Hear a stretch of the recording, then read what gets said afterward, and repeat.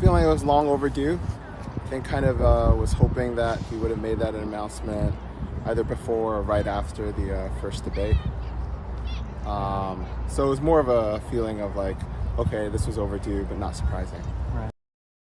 Yeah, I mean, I think, she's had 4 years of experience in the White House, has seen the execution of the Biden policies, has been part of that. So I think for her to carry the torch makes sense.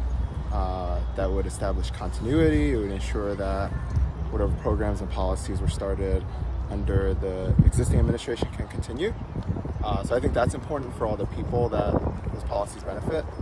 I think it'll be interesting to see sort of how the rest of the party aligns around her and who she selects as a vice presidential candidate.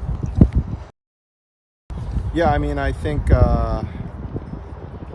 it's based on what I've read, the competition was going to be a hard one regardless. I think this election is a little bit less clear on what the foreseeable outcome would have been anyways. I think there was headwind going in, even without this Biden announcement, but I actually think this will help the cause, because I think it enables the Democratic Party to find a vice president who I think people can believe in.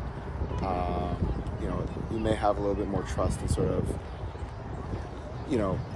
constitution and competency, right? I think, presuming those are the reasons that Biden's dropping out. Yeah, we're on the way here when we got all notifications. Instant kind of panic a little bit because we're getting closer to the election. So, it's kind of, back to the drawing board, trying to figure out what to do. I know that he threw his support behind Kamala Harris, of course, as vice president. It's going to be interesting to see how that works out, moving forward. People trying to get used to her.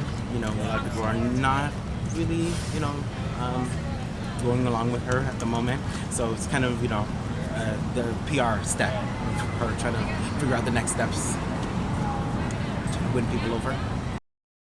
I feel like, she didn't have a great track record running as president, and then, Joe Biden selecting her as vice president, that was a choice as well, too.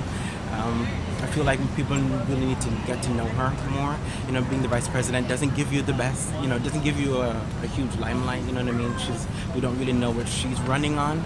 It's very much Biden's policies, so it's now, what is she gonna do, And then vice president on her end, too, who would she pick as vice president?